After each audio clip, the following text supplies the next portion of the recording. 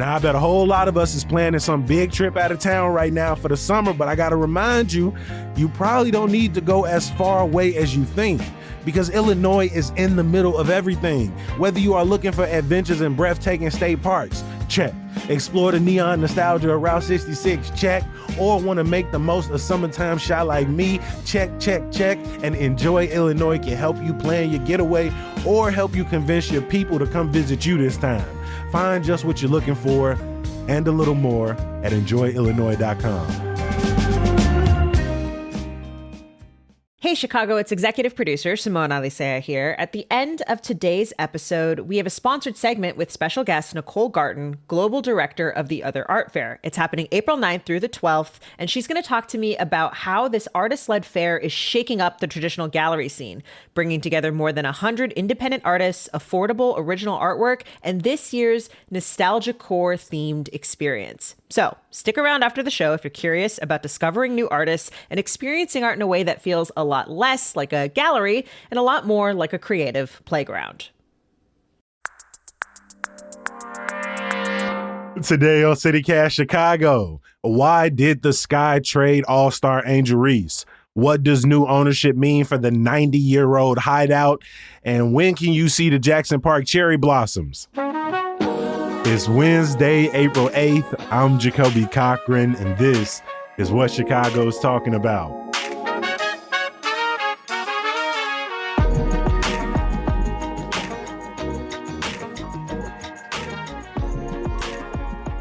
Oh, we got a great show for y'all ahead of us. We are joined today by CityCast Chicago contributor Brandon Pope is back in the building, second week in a row. Brandon, good to see you, my friend. Hey, good to be here with you always, bro. We always have a good time. I appreciate you making time. We've also got musician and creator back in the building with us, Al Scorch. Al, how you feeling, man? I'm doing all right, Jacoby. Good, glad to be here today.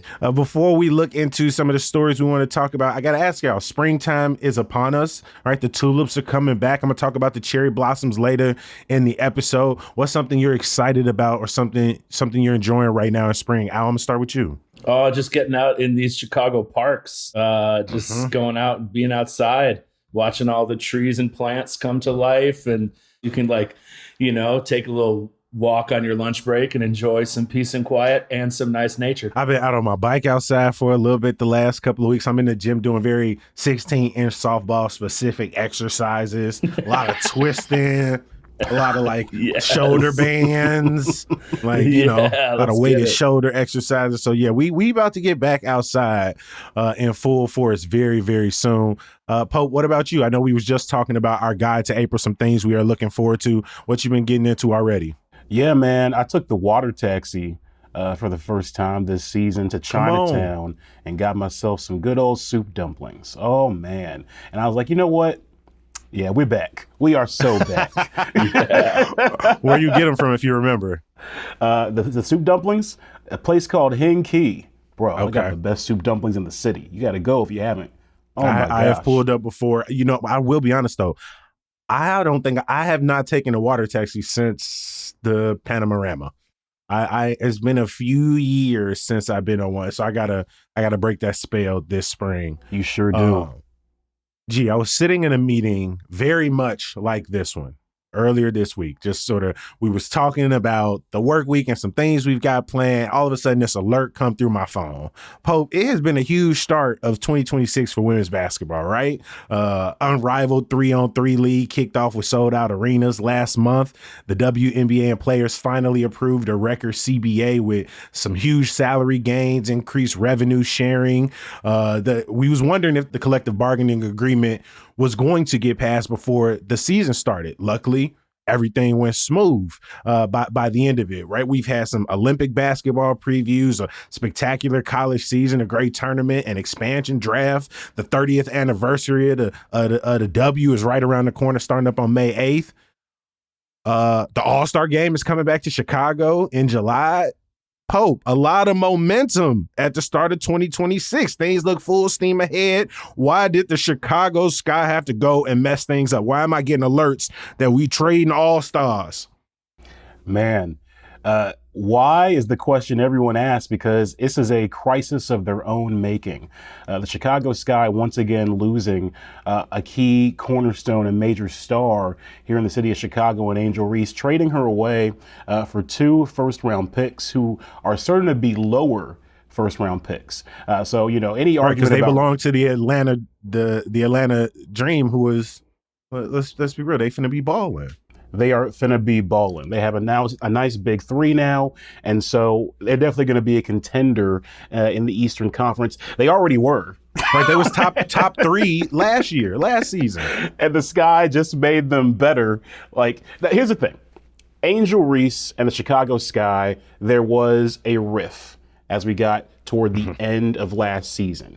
Angel Reese made some comments to the Chicago Tribune and other sports outlets where she criticized her teammates and criticized the organization overall, an organization that deserves plenty of criticism. Now, most organizations would take that, maybe have a conversation internally with the player, get all sides together, do some some mediation and stuff like that. Instead, the Sky took the heavy-handed approach and suspended Angel Reese. Of course, Angel Reese did not take to that well. The rest of the league did not either. And that really just kind of made the relationship seem beyond repair at that point. All reports indicate so far that Angel Reese did not ask for this trade. However, the Sky did work with her and her team to make sure she went to a destination that was ideal for her, because they want to maintain some semblance of a reputation within WNBA circles. Right, they don't look like they're spiteful. They don't want to seem spiteful, like they're just getting rid of players who they have conflict with. But like you said, all reports I've read from Julia Poe, who I love following at the Tribune, Alyssa Hirsch over at the Sun-Times, is that this is a situation in which the ownership, management has not done a good job from the very start of ingratiating Angel Reese into the team, but also looking like a reputable organization. But to your point, after that fallout, right, they waited around for a little bit. They suspended her for some time. They didn't get the players together. And again, it doesn't look like an organization with strong leadership. She's played for 2 coaches in 2 years. It's a mess of a situation. And here's the problem, bro. The Chicago Sky, no bones about it, they are one of the worst franchises in sports. They already considered the worst franchise in the WNBA. They've seen the rest of the league surpass them in terms of revenues, in terms of having major facilities, and the Sky just have been the last ones to get, kind of on the ball there. Now, Angel Reese, early on, struck a supportive tone publicly, but as time went on, her frustrations came out. Now, there's no doubt it's probably not great for any player to call out other teammates. So Angel Reese does deserve some accountability here. And, some of the ways she moved here in the city, she's a young player.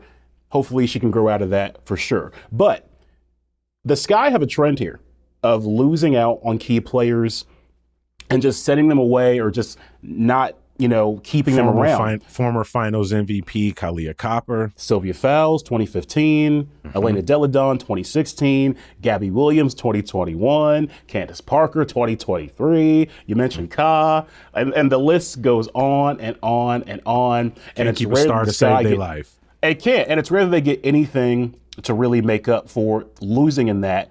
They finally seem to be having their training facility set to be completed sometime this season, though there have been some snags and some mystery around when that's supposed to be. It's still not in Chicago.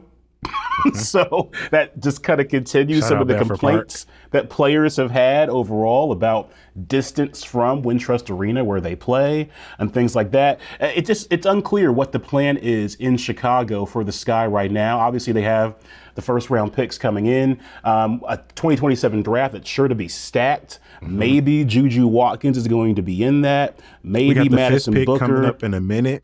Hannah Hidalgo, but they're not going to be in position to draft any of those folks because they're not going to be picking at the top with those picks there. So many questioning what the plan is here as the Sky go into an offseason where the cupboard is bare. They have raised season ticket prices for fans and frustrated those longtime season ticket holders with the promise of, well, hey, we got a major star for you in Angel Reese, and now that major star is gone. It just seems like a bad direction overall. And now the focus is on ownership with Michael Alter and Nadia Rawlings. A lot of pressure now ramping up for Michael Alter to sell the team. You hear that complaint often in Chicago fan circles across many sports. But the pressure now with seeing how the CBA has increased now, his financial burden is now going to rise as the salaries are going to rise now.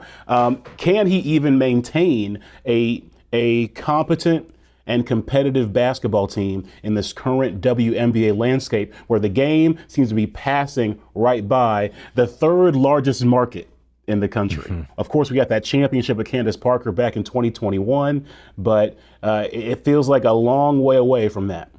Al, I want to bring you in as a Chicagoan. Does it feel like whiplash, right? In the last 5 years, we were celebrating a legend returning home, putting a banner up, right? They announced a new training facility. We got one of the hottest young faces in the game, right? A player who was still developing to now be here with no clear sense of our future. Neither of those players on our roster, the championship sort of in the rearview mirror. Does it feel like whiplash? Yeah, it does, but it feels like a familiar whiplash, as y'all were saying. Like, these Chicago sports franchise owners are always playing games with players and stuff, and it's just like everyone from the Sox to the Cubs to the Bears. It's always like, what do these owners do? Like, let there be some leadership and listen to the fans and listen to the talent of the athletes and the culture of the sport. You know, like, take a bigger picture. It's like these owners don't get it. So it's a whiplash, yes, but familiar,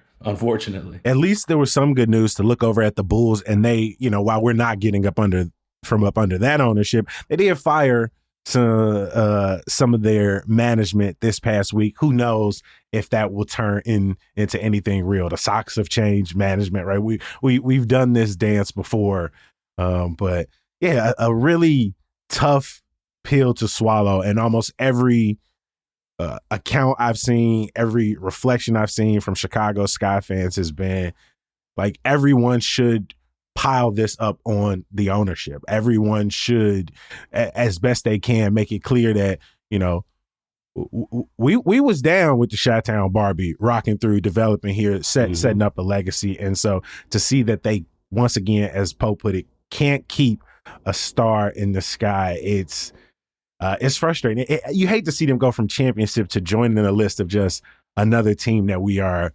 eternally frustrated with. But here we are. And without much of a pathway to get out of it. That's really the disappointing part. You can't really see any way. It's not an attractive place to be. It's panned in league circles. People don't want to play here. And that's wild to say about the city of Chicago. It's got to change.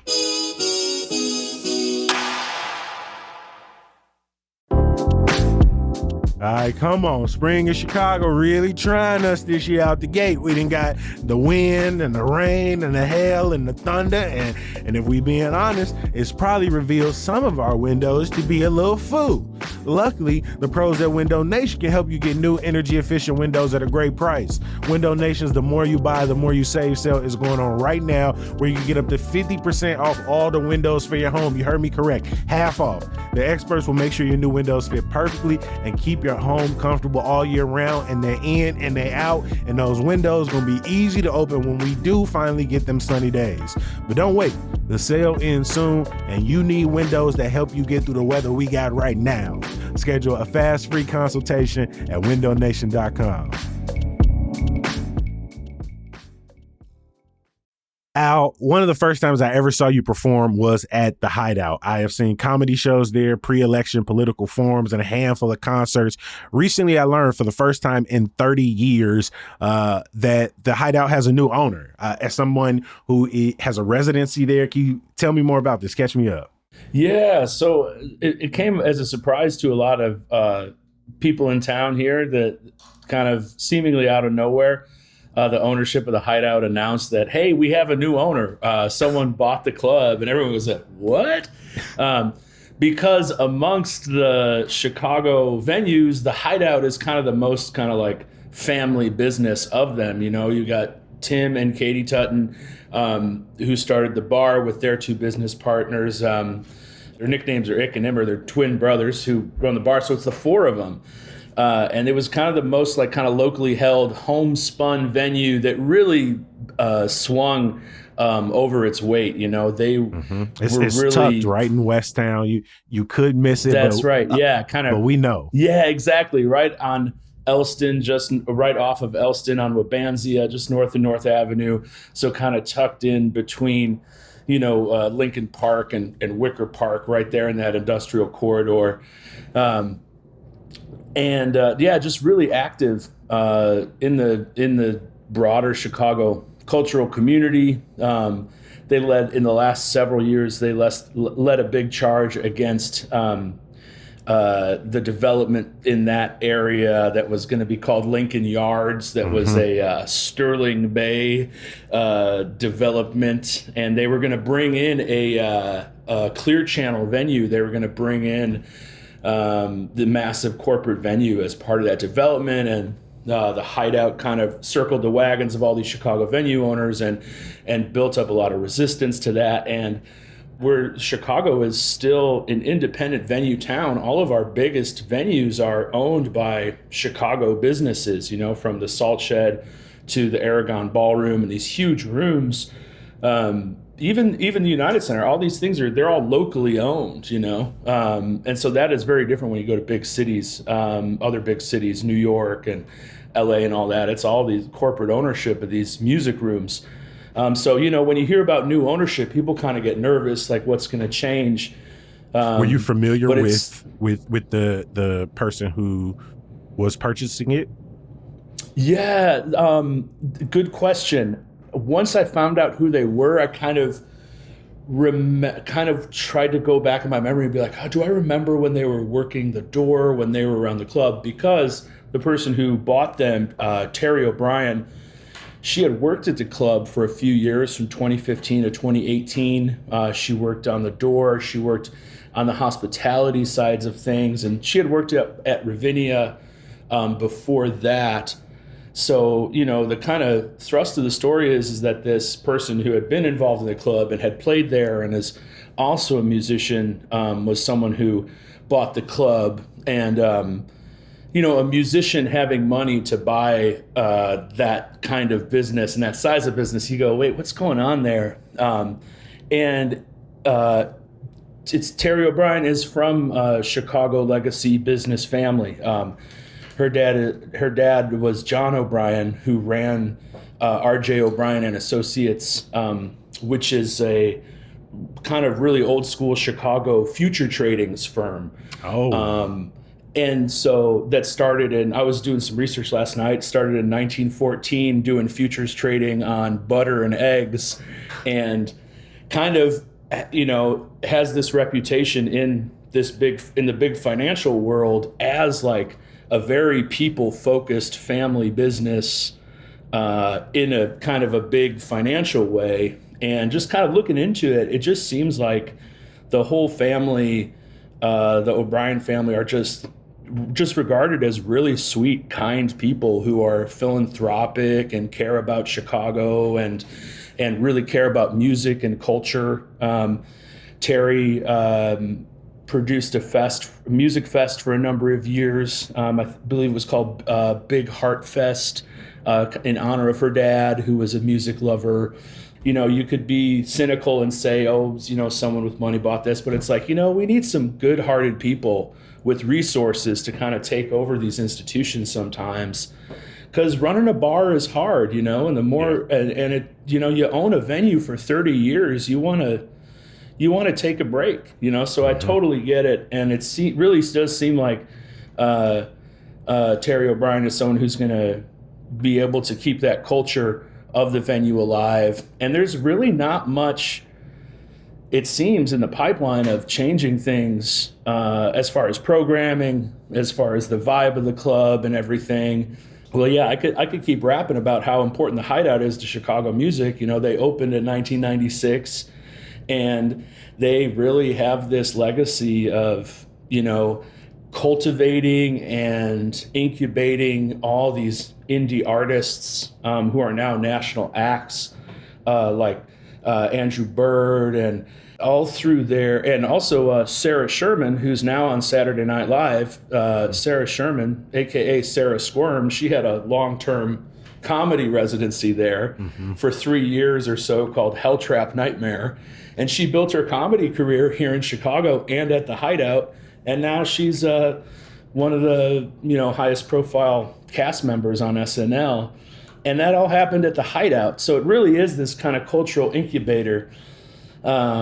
Side note, I have a residency at the Hideout, which begins tomorrow. Little sneak my plug in there. Called the Big Fantastical Residency, where I bring in artists and play my music and put artists up. So it's very much in the tradition of that club.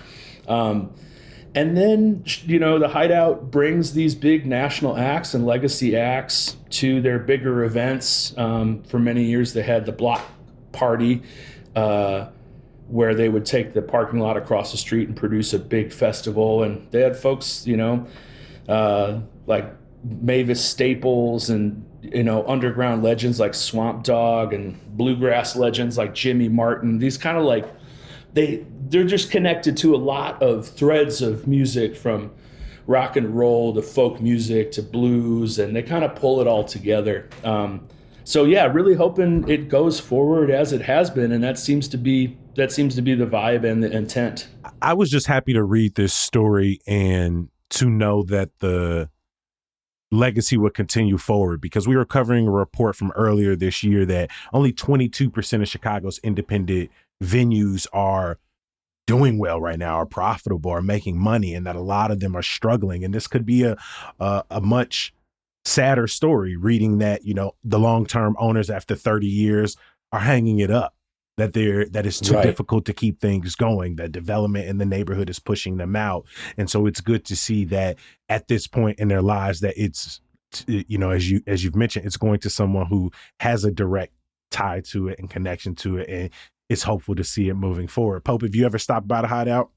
Oh, I love the Hideout. I think that's one of the city's key gems. I've done a few different shows there in terms of like live podcast performances or storytelling type of events. The people that own it or previously owned it, really good people. I love how it's tucked away. The beer is cheap. And tasty, and the vibes are always great. It's just like one of those last bastions of just a good community spot where everybody in there is just good people. Everybody's just like, everybody's got great intentions. It's always warm.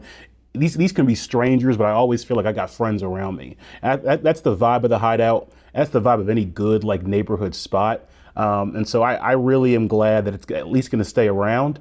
I'm hoping it maintains that charm and that character, and I'm down to support any way I can, because it really is an important place. Al Scourge's Big Fantastical Residency is kicking off tomorrow, 8 o'clock. I will drop a ticket link in our show notes.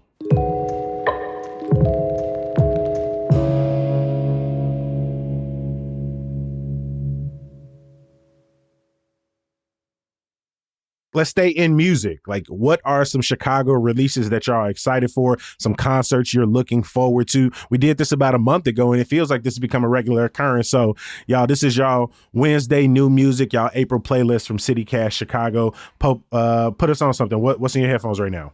Look, well, I have a lot in my headphones. I have a weird hodgepodge of things I listen to, from trap music to R&B to techno K-pop. You know, it's a Pink Pantherist be having some hits, bro. But you know, I'll be hearing the TikTok beats. I'll be like, oh man, let me download that real quick. And then Mary J. Blige plays next. Balance, brother, balance. But what I'm really feeling right now, Bon Iver who I've been on for a while, you know, Justin Vernon and his crew. They've released their first series of like a collection of their live recordings. This one's from, I believe, 2019 to 2023 called Volumes 1. They got a great song that they performed in Chicago, actually in 2023 called Hey Ma. That has been in my headphones relentlessly because just good music to have in the background while you're working, getting stuff done, answering emails, walking to the coffee shop, just makes you feel good. Even though some of it's kind of sad. There's no doubt about that. It can be kind of melancholy, but Without you make doubt. it happen. Without a doubt. I did not get to that one because on April 3rd, Raven Lene dropped a 2-pack with Reputation and Bobby. And so I was listening to that. She had a fantastic 2025. More people across the country got to see what we have known here in Chicago for years and years. And it's that she's a fantastic artist, a wonderful songwriter, and just a really kind person. And so I'm excited for that new music from Raven Lene. Al, over to you. You give us something. What's one of your picks? What's something on your list? So this record came out just last Friday on there's a lot of April 3rd releases. Yeah, I think it's kind of everybody has that lead up, you know, because in music, the promotion starts 3 months out. So you drop a single every month for 3 months until the album comes out. And that's kind of the new paradigm of music promotion. So a lot of April releases. This record, Charles Joseph Smith, Collected Works and War of the Martian Ghosts. It's out on Super Records. So this is, for me personally, this is an amazing record because Dr. Charles Joseph Smith is a amazing story and an amazing person. This, if you've gone to underground music and independent music shows in Chicago in the last 20 years, you have probably seen Charles. He is always out. Sometimes he goes to 3 or 4 shows a night, and he is always dancing and chatting people up. And his story is amazing. He's a Beverly native, and he has really severe autism spectrum, ASN, autism spectrum, ASD. So he was, as a child, he was nonverbal. He did not speak until the age of 7 or 8, I believe, when out of nowhere, he just started playing classical piano perfectly. And his family was shocked. They were like, what happened? He went to like a brother's lesson and just like absorbed it. Yeah, he'd been watching his brother's piano lessons for years, and then, or for a couple years, and then just out of nowhere started playing. And he went on to be able to speak and become verbal because of music.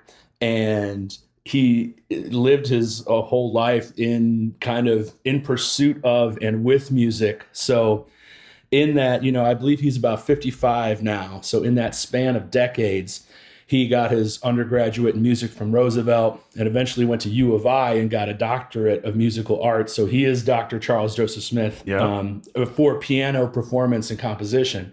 So also in that time, he made like 60 self-released projects of classical piano and experimental electronic and kind of avant-garde opera. And that War of the Martian Ghosts part of the title, that's one of his experimental operas. And so Super Records, which is a really powerful small independent Chicago label, they went through his entire back catalog and put together a 2-record set of selections from the span of his works. And they wrote a 9,000 word booklet full with photos. And so many folks in Chicago music are just so happy that he's kind of getting his due and getting his flowers, and someone has taken the time to kind of put together his story and share it with the world and say, these are the kind of people that we have in Chicago and the kind of people we support. So the music it spans everything. There's peaceful piano etudes all the way to super experimental stuff. So it's a really good artistic work. So I suggest everyone just check it out. It's an amazing story, and the music is really cool. Shout out to Courtney Cuppers from BEZ.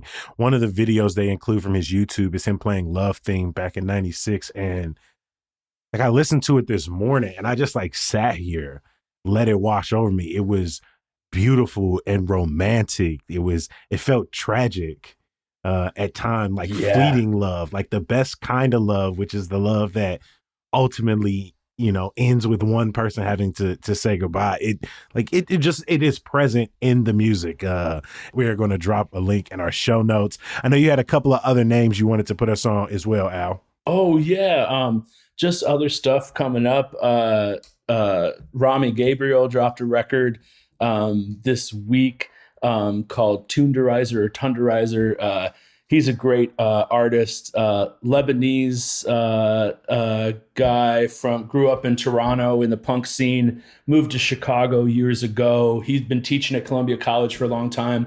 But he's so many things. He is a noise rocker, rock and roller, amazing guitarist. And then at the same time, he's trained in classical Arabic music and plays oud and bazouk and electric guitar but he's also just like a freak out punk rock noise artist. So this album is kind of like that. I hear that Chicago artist Lynn Rye, that they are working on a new record.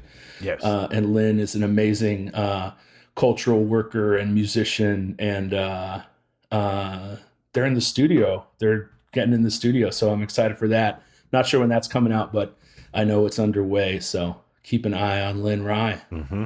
I was going to ask if this is the point where we address the elephant in the room. This guy from Chicago named Kanye West, who put out an album that's doing pretty well. Oh, yeah, that's exactly how you talk about it. It's funny. Now my camera want to start tweaking out all of a sudden. You said you invoked his name, and now all of a sudden my connection is lost. Like, what the hell is happening right now? He's the boogeyman.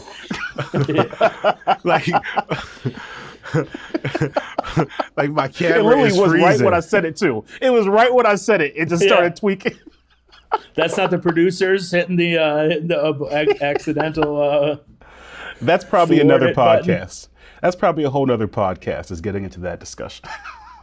Because where do you start there? The number of disclaimers you got to set up and like the period of the recent Kanye psychosis you have to explain.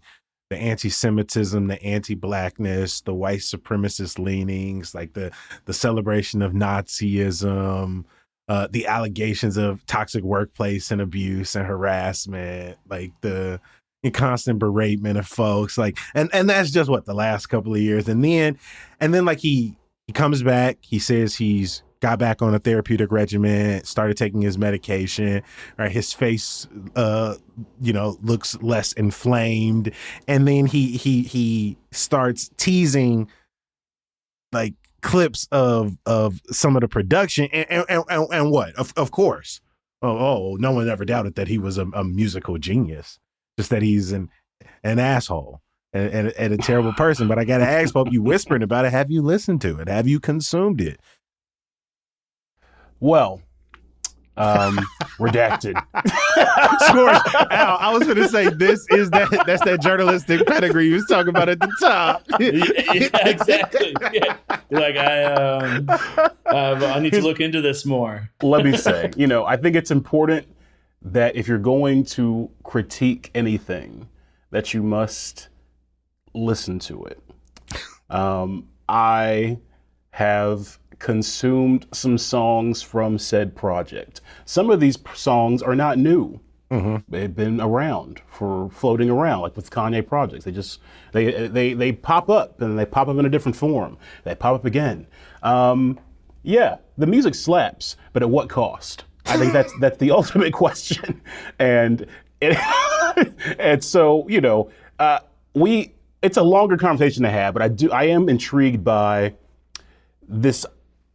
the malleability of a Kanye West and how we treat accountability in our culture. Mm-hmm. What lines are there? Is there a line anymore now that you have a president in office who seems to say it and do it all? And, at the end of the day, that's a conversation Chicago's been having for a while. R. Kelly, that's a whole nother discussion as well. Like separating the art from the artist, it's an interesting debate. It's one that I always wrestle with. I think at the end, everyone has their own contradictions they live with in everything. But I do wonder, moral clarity, where does it come into play? As a whole country, the UK is banning Kanye West. One concert I am very much looking forward to that's coming up next month is from Heavy Crowns and it's Trench Baby Turned Farmer Live. We talked about this project last month about music we were looking forward to, and I had the great honor of attending one of his album listening parties, and it's one of the most vulnerable Chicago rap albums I have heard in years. It's imaginative. I haven't heard someone talk so comprehensively about a particular neighborhood, because his love for Inglewood is beyond evidence. It's a part of his identity. I haven't heard a Chicago artist focus so clearly hone in on a neighborhood. And he's going to be at Lincoln Hall in May alongside great artists like the West Side's very own Bella Boz. DJ Cashier is going to be in there. And then Chicago legend King Louis going to be in the building. And I ain't seen Louis perform live in I don't know how long. Well, actually, I do. Maybe like a couple summers ago when I went over his grandma crib with my homie, and he was out in the backyard dancing around. That was the last time I saw King Louis perform. I had to do that, right? Everybody in Chicago knows somebody. That was a great moment for me. And I played it so cool, y'all. I was just in the back passing the blunt like I was going, oh, yeah, what's up, man? How you doing? Chicago. Love those moments. I want to give a huge thank you to our guest today, CityCast Chicago contributor Brandon Pope. I appreciate you making time. Of course, anytime, bro. Yeah, of course. Happy to be here. Thanks so much, Jacoby. All right, don't end the podcast just yet. Before our good news, we've got a quick segment sponsored by The Other Art Fair. Hey, it's executive producer Simone Alicea here, and I'm here with Nicole Garten, The Other Art Fair's global fair director. Hi, Nicole. Hi, great to be here. We're really glad to have you. Thanks for joining us. So, what can folks expect from The Other Art Fair, and how is it different from traditional art spaces? So the Other Art Fair was founded really with the idea of bringing artists in direct connection with art lovers all over the world. We were founded in London in 2011 and then opened in the US in 2017, first in Brooklyn and then expanding into LA, Chicago, and now Dallas. Chicago's been an amazing city, obviously such a creative city, so many artists, museums, and art lovers. So what's amazing about the Other Art Fair, and the name is a little bit of a clue, it's a place where you can meet the artists directly in person. They're there presenting their own work. So, you come out to the fair, you'll meet over 100 artists from all over the world. Half of them are typically local to the city that we're in. So you'll definitely find tons of artists from the local community, as well as across the Midwest, the US, and further afield. They're there to explain their works, their journey, share their culture, their background. And it's important to us that people feel comfortable. So all of our prices are listed up front. They're next to the artwork. There's no mystery. You don't have to feel dumb or, this isn't for me. You can see clearly, oh, actually, this original artwork is way more affordable than I would have thought. So that kind of just sets the tone of like, hey, we're here for you and we hope you have fun while you're here. Well, and I kind of want to dig into that because I think there's a perception that art collectors, right, are these super wealthy elite types. Art collection is really only if you have that kind of cash to spend. But it sounds like you're trying to reach audiences who maybe wouldn't immediately think of themselves as the art collector type. So much of art is very expensive and we hear these crazy auction prices. But what's amazing about our fair, and particularly working with emerging artists, is it's kind of the beginning end of the market. You're getting them before they've been snatched up by galleries, and so they're still very affordable. All of the works at our fair are under $10,000, and really the sweet spot is between about $100 to $2,000. So you can find something amazing that, next year maybe that artist will be presented by a gallery and their prices will double, but you can find them first and get them when they're still, relatively inexpensive. Speaking of, an artist you might see one year versus what you see the next year, at the Other Art Fair, Are people generally seeing the same artists year after year, or how do you get new talent? Yeah, so for us, it's really important to be a champion for artists coming up as well as to help mid-career artists. So we get people at different points in their journey. We have an open call for artists twice a year in each of our markets. It's free to apply, and we just welcome people, whatever stage of your career or your artistic practice. We're very open-minded and supportive of people working in newer mediums, and we really want to encourage breaking down barriers, whether it's age barriers, language barriers, things that the traditional art world might sort of turn its nose up. We're always looking for new artists. And in order to keep it fresh, we have a fresh new selection committee with each edition of the fair. So there's going to be people weighing in, evaluating the caliber of the work, the quality, the potential, really. There are some popular artists who like coming back year after year, but typically it's about 50% brand new every time. So every time you come, it's going to be a different fair and a different group of artists. I love that you mentioned bringing in new up-and-coming artists. As someone who has spent the past few years learning to paint myself, it's a nice little piece of encouragement. And of course, always great to see that kind of art.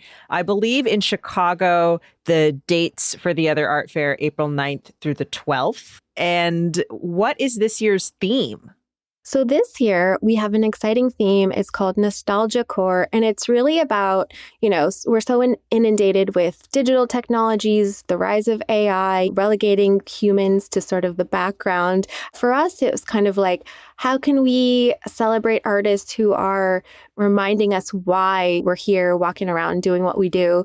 And how the materiality of felt experience, grounding emotions and memories in a physical space, connecting with people through tactile, tangible objects, and sort of just the comfort that comes from reflecting on childhood. So rediscovering the past with new eyes and maybe new applications for what they mean in our current context. Well, that's beautiful. I love that. Nicole, thank you so much for joining us today. Thank you. It's been a real pleasure. Again, the Other Art Fair in Chicago, April 9th through the 12th. You can find out more at theotherartfair.com. We're also going to have that link in our show notes as well. And to everybody else listening, make your way over to chicago.citycast.fm. That is where you can subscribe to our daily newsletter and you can check out our packed out events calendar. Something you're going to only get at the end of every single episode, of course, is some good news.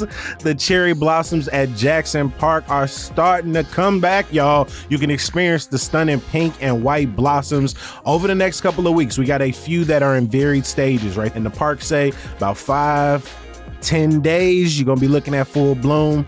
And as a photographer, your window is pretty small, so get out there, enjoy it, soak it up. Take the excuse to go to MSI and have a damn good day as well.